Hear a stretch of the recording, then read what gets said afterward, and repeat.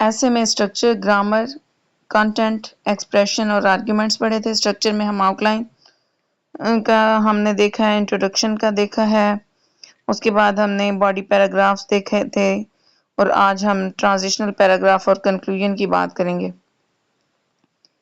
उसके बाद ग्रामर हम लोग फर्स्ट लेक्चर में देख चुके हैं। उसके बाद हम कंटेंट पे आज थोड़ी सी बात करेंगे कि हम कौन कौन से कंटेंट पे बात करेंगे और आप लोगों को मैं उनके बारे में नोट डाउन करवाऊंगी चीज़ें। तो स्टार्ट करते हैं। Let me share the notes.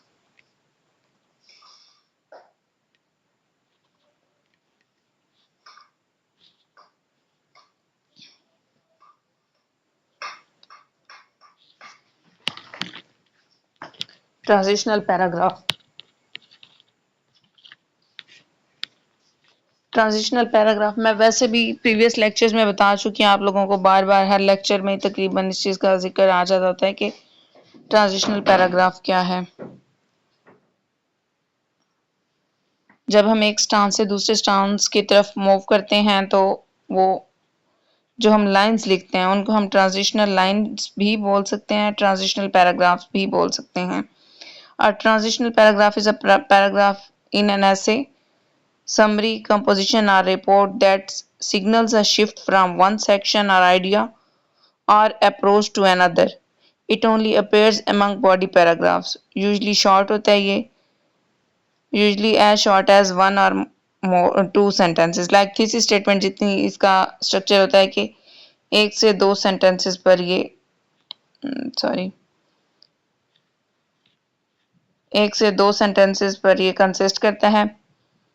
A transitional paragraph is most commonly used to summarize the ideas of one part of a text in preparation for the beginning of another part. It is strictly prohibited at the end of the introductions and the beginning of the conclusions. Means thesis statement इसको नहीं बनाना आपने। ये वाली जो placement है ये thesis statement की placement है। ट्रांजिशनल पैराग्राफ्स जो होते हैं बॉडी पैराग्राफ्स के दरमियान में आते हैं। लाइक काजिज की आपने बात की थी, काजिज से जब आप मूव करते हैं इफेक्ट्स की तरफ तो इनके दरमियान में जो आप लिखेंगे ट्रांजिशनल लाइंस वो आपके ट्रांजिशनल पैराग्राफ होगा। फिर आप जब काजी इफेक्ट से सॉल्यूशंस की तरफ जाएंगे इनके दरमियान में जो पैराग्राफ आएगा उसको हम ट्रांजिशनल पैराग्राफ या ट्रांजिशनल लाइंस बोलेंगे। ये ट्रांजिशनल पैराग्राफ होता है। कंक्लूजन का अगर हम स्ट्रक्चर देखें तो इसका क्या स्ट्रक्चर है। Conclusion, this is the last paragraph of your essay which outlining to your reader the main argument and the points. Our conclusion starts with specific information and becomes more general. Specific to general जाता है ये। और introduction जो था वो क्या था, हम जनरल टू स्पेसिफिक जा रहे थे उसमें, और कंक्लूजन में हम स्पेसिफिक टू जनरल जा रहे हैं। ये था स्ट्रक्चर कंक्लूजन का। One continuous paragraph that is consisted on 12 to 16 sentences reflect an abstract summary or perfect but don't use the same wording. Same wording नहीं, यानी कि इंट्रोडक्शन से सेम नहीं, चीज़ें तो इसमें सेम लिखनी है लेकिन वर्डिंग आप लोगों ने इसकी बिल्कुल एक जैसी नहीं करनी। In simple words, it is the reproduction of your introduction in some different diction. It has following key components. इसमें भी वही हैं जो इंट्रोडक्शन में पार्ट्स थे या कंपोनेंट्स थे। इंट्रोडक्शन का पैराग्राफ, उसके बाद ये टॉपिक, सेंटेंस, सपोर्टिंग सेंटेंस, ये सारे बॉडी पैराग्राफ के पार्ट्स थे और इसमें भी यही वो चीज़ें आ रही हैं। थीसिस स्टेटमेंट, इंट्रोडक्शन में थीसिस स्टेटमेंट लास्ट पे थी, सपोर्टिंग सेंटेंस और यहाँ पे हुक था या अटेंशन ग्रैबर, हुक में कोटेशन भी आ सकती थी इस तरह से। यहाँ थीसिस स्टेटमेंट पहले आ जाएगी, सपोर्टिंग सेंटेंसेस बाद में आ जाएंगे, हुक, कोटेशन या जो भी जनरल टर्म होगी इसमें डेफिनेशन भी हो सकती है टॉपिक की, ये लास्ट पे आ जाएगी।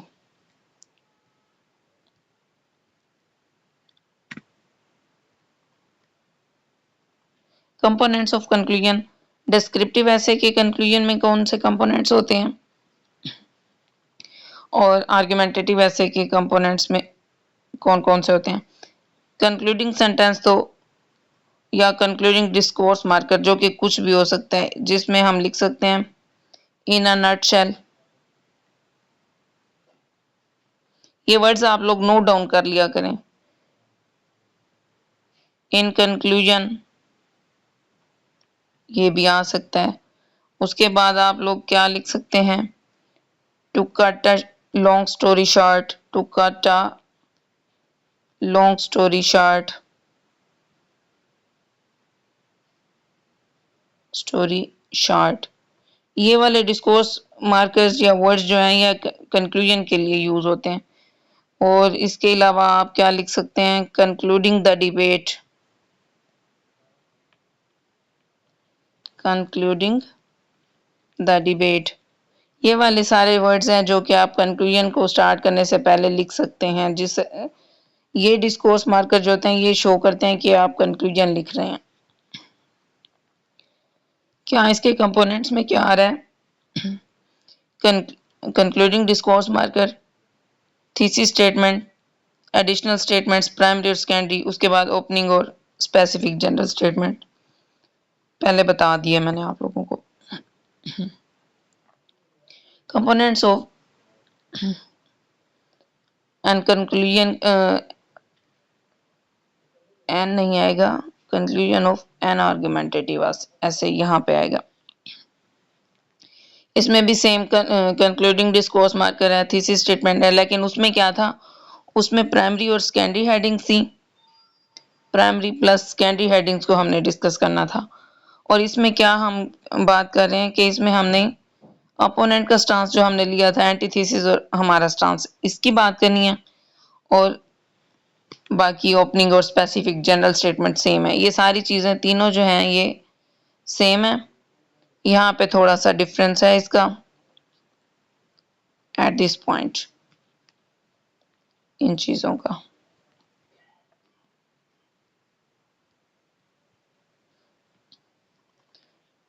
ये कंपोनेंट्स दिए हुए कंक्लूजन के वो मैंने बता दिया है, लेकिन इसमें थोड़ा सा बताया हुआ है कि ओपनिंग सेंटेंस में ये आ गए हैं जिसमें कंक्लूडिंग आ जाएगा। जनरल स्टेटमेंट स्पेसिफिक स्पोर्टिंग में हम 12 सेंटेंस लिख देंगे, उसमें प्राइमरी और सेकेंडरी हेडिंग्स को एलेबोरेट कर देंगे। हेडिंग्स नहीं देनी होती, बस सेंटेंसेस के थ्रू बताना होता है। उसके बाद तीसरी स्टेटमेंट आ जाएगी कंक्लूडिंग सेंटेंस, जिसको बोल देंगे। इस तरह से आपकी 12 टू 16 सेंटेंसेस पूरे हो जाएंगे।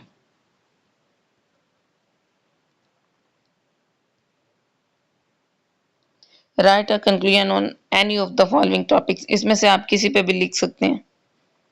Democracy, it's hurdles and hopes in Pakistan, has war on terror contributed to growing human rights abuse, corruption and its impact on Pakistan, women universities as an agent of change, poverty, its causes and consequences। इस पे कल हमने सारा देखा था, तो आप लोगों ने इस पे कंक्लूजन, उस जो स्ट्रक्चर समझाया है कंक्लूजन का, उसको मद्देनजर रखते हुए आप लोगों ने कंक्लूजन लिखना है और सेंड करना है एवोल्यूशन के लिए।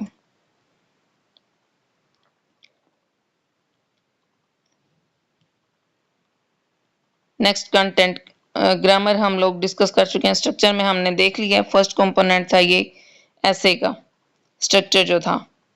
स्ट्रक्चर में हमने ये सारी चीज़ों का स्ट्रक्चर देख लिया और इसमें हमने ट्रांजिशनल पैराग्राफ भी देखा है कि वो क्या होता है। फर्स्ट कंपोनेंट हमारा यहाँ पे कंप्लीट हो गया ऐसे का। Now we will move towards second component, जो कि हमने फर्स्ट पे ही डिस्कस कर लिया था ग्रामर को, जिसमें हमने अल्फाबेट्स, वर्ड्स, सेंटेंस, उसकी टाइप्स।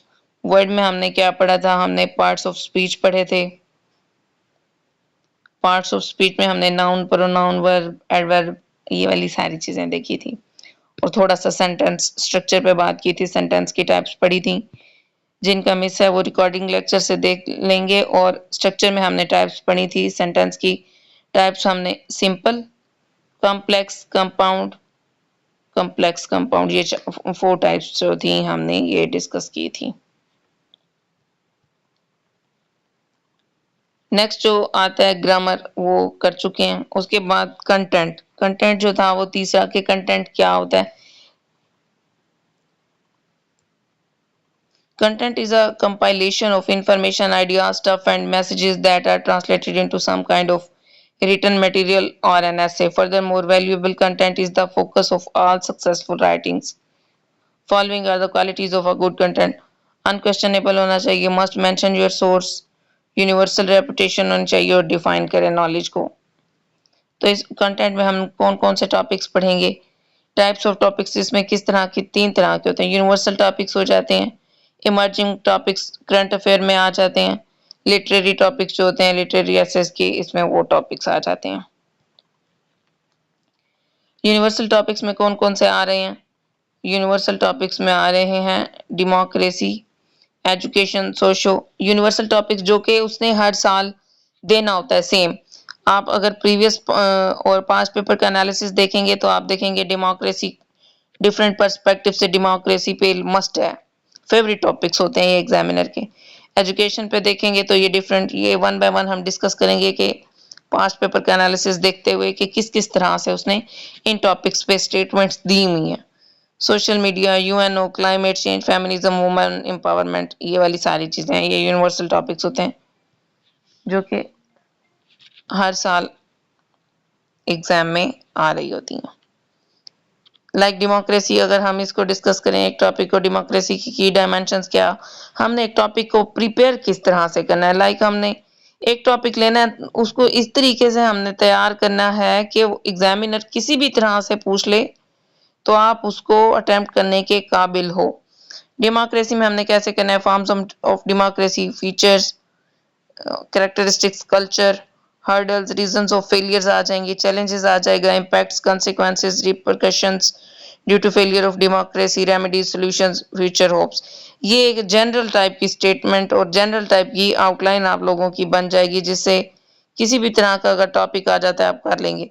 लाइक डेमोक्रेसी के फीचर्स पे सेपरेट टॉपिक आ जाता है तो आप लिख लेंगे, डेमोक्रेसी होप्स एंड हर्डल्स पे आता है फिर भी आप लोग कर देंगे, डेमोक्रेसी के रीजंस ऑफ फेलियर्स आ जाता है तब भी आप लोग कर लेंगे क्योंकि आप जनरली उस पे काम कर चुके होंगे। लाइक पोलराइज्ड पॉलिटिक्स, सीएसएस 2019 में टॉपिक आया polarised politics, the issues and challenges of democracy in Pakistan. तो ये उसी में से आप लोगों के पास जब आउटलाइन होगी, आपके कॉन्सेप्ट्स क्लियर होंगे, आपके माइंड में पॉइंट्स होंगे तो आप इसको कर लेंगे किसी भी तरह का जब ऐसे आ जाएगा। लाइक एजुकेशन की अगर हम बात करते हैं तो इस तरह से ही एजुकेशन क्या है, टाइप्स ऑफ एजुकेशन क्या है, इसके मेरिट्स क्या हैं, benefits, advantages, changes, agent, meaning, purpose, ये सारी चीजें, causes of failures, hurdles, ills, reasons, issues, problems, failures, repercussions, consequences, remedies. Same तरह से online education, single national curriculum, इसमें हम ये भी ऐड कर लेते हैं कि हायर एजुकेशन पे भी हमने बात करनी है। प्राइवेटाइजेशन इन एजुकेशन, ये करंट टॉपिक चल रहा है कि प्राइवेटाइजेशन जो ये जो स्कूल प्राइवेट हुए हैं, उसके बाद जो है ना वुमेन एजुकेशन की भी हम बात करेंगे, वुमेन के रिलेटेड जो एजुकेशन के इश्यूज हैं, ये वाली सारी चीजें भी हम इसकी डायमेंशंस में डिस्कस करेंगे और आप लोगों ने जो बनाने हैं वो भी इसी तरह से बनानी है। एजुकेशन की डायमेंशंस और इस पे जो डाटा है वो मैं ग्रुप में आज शेयर कर दूंगी कि किस तरह से आप लोगों ने आउटलाइंस बनानी है और जनरल टाइप की, और स्पेसिफिक जो 5 पेपर्स में स्टेटमेंट्स दी हुई हैं उन पे किस तरह से बनानी है।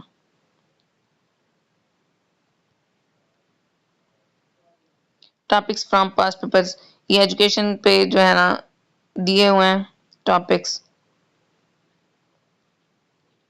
Women universities as an agent of change, higher education की बात हुई है, इल्स एंड रेमेडीज। उसके बाद जो है ना higher science education in the developing countries, higher education, ये सारे higher education.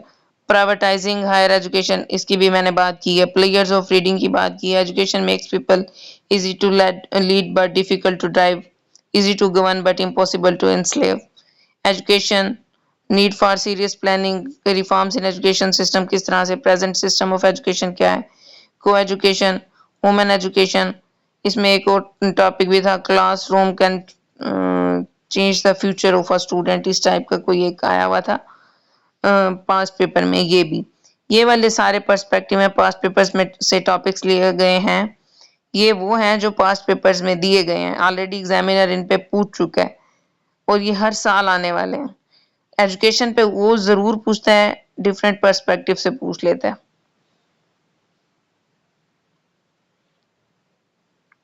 Islam and Muslim world, ये भी इस तरह से यूएनओ के टॉपिक्स दिए हुए हैं कि इस पे किस तरह से वो पूछ रहा है।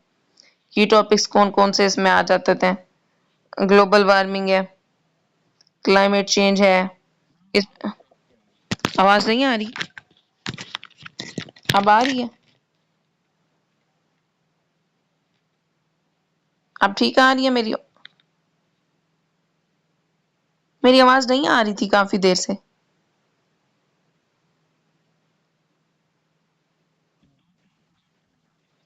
ओके ओके, हम रिपीट कर लेते हैं इसको। कहाँ से बताइएगा, कहाँ से नहीं आ रही थी?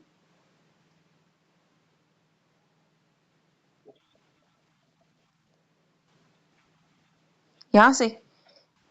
ओके ओके, ठीक है। एजुकेशन की डायमेंशंस की हमने बात की है। सॉरी, एजुकेशन की डायमेंशंस पे हमने बात की है कि किस तरह से education, types of education, merits, demerits, changes, causes of failures, remedies, online education, single national curriculum. इसमें हमने क्या है, कुछ चीज़ें ऐड की हैं कि हमने वुमेन एजुकेशन की भी बात की है। ऑनलाइन एजुकेशन को भी हमने डिस्कस करना है, वो यहाँ पे दिया हुआ है।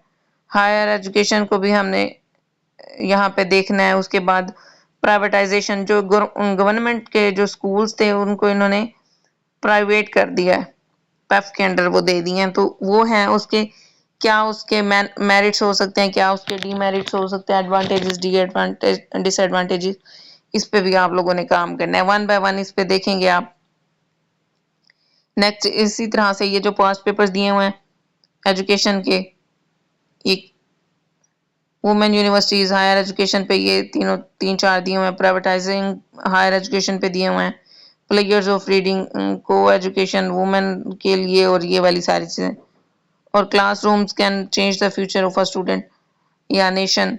इस तरह से कोई टॉपिक एक दिया हुआ है, ये भी आप लोग देखेंगे। मैं आप लोगों को प्रोवाइड करूंगी 5 से 7 टॉपिक्स ऐसे होंगे जिनको हम मैं डाइवर्सली आप लोगों को क्लासेस में नोट डाउन करवाऊंगी चीजें।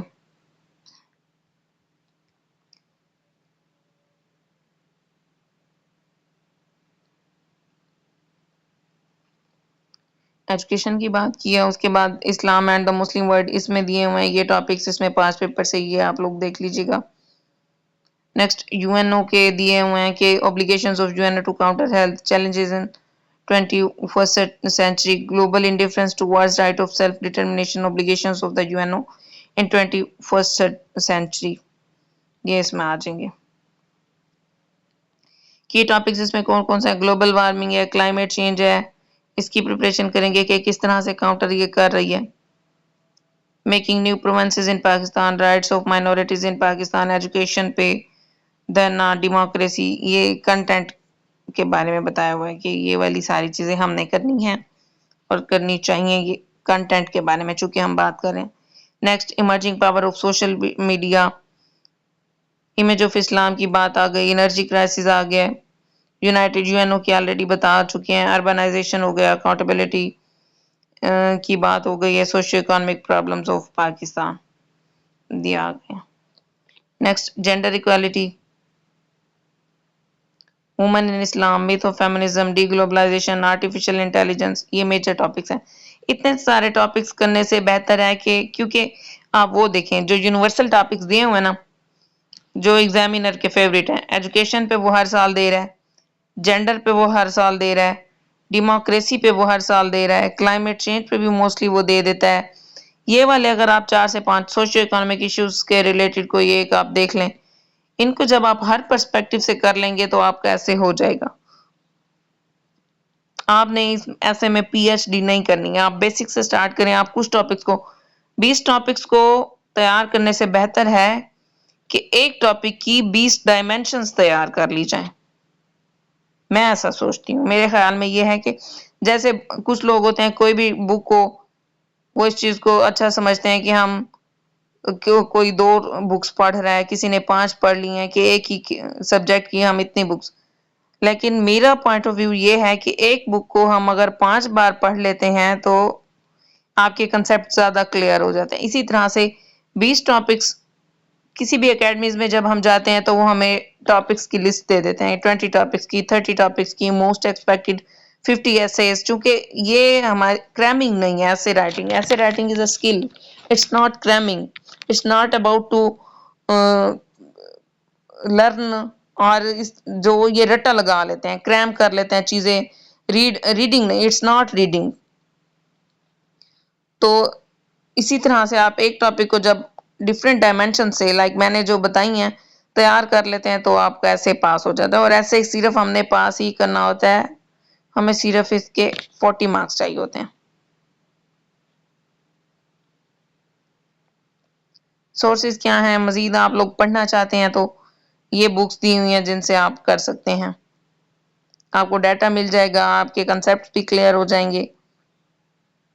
ये कुछ जनरल्स के बारे में बताया हुआ है, न्यूज़पेपर के बारे में बताया हुआ है, और ये कुछ गवर्नमेंट के डॉक्यूमेंट्स हैं। ये हेल्पिंग बुक्स दी हुई हैं जो कि जहाँ से आप ऐसे की तैयारी कर सकते हैं। अदरवाइज आप सिंपल तरीके से करना चाहते हैं तो आप कोई भी न्यूज़पेपर देख लिया करें, उससे नोट्स लिखते जाएं। The Dawn, the Nation, the Times, the Express Tribune जो होता है, अल जजीरा की आप देख लें। लेकिन जो देखें ये नहीं है कि आप ज़्यादा की तरफ जाएं, डॉन भी पढ़ रहे हैं, नेशन भी पढ़ रहे हैं, टाइम्स भी पढ़ रहे हैं, तो आप कंफ्यूज हो जाते हैं। सबकी वर्डिंग डिफरेंट है। एक ही आर्टिकल, एक ही एडिटोरियल को सब ने डिफरेंट तरीकों से दिया हुआ है। आप डॉन को लेके जा रहे हैं तो डॉन को ही पढ़ते जाएं, इससे नोट्स बनाते जाएं। लाइक एक दिन एजुकेशन पे आ गया तो इसी में रिपोर्ट्स भी दी होंगी, इसी में सारा कुछ दिया होगा और आप लोग वहीं से नोट्स बनाते जाएं। ये इस तरह से आपकी फैक्ट बुक बन जाएगी। बस ये सोर्सेज बताए हुए थे। ये आज का लेक्चर था। अब किसी का कोई क्वेश्चन हो तो वो कर ले, और कल हम एक्सप्रेशन पे बात करेंगे। आज कंटेंट पे बात हुई है। कंटेंट के बारे में मैंने बता दिया कि कौन से टॉपिक्स और किस तरह से प्रिपेयर करने।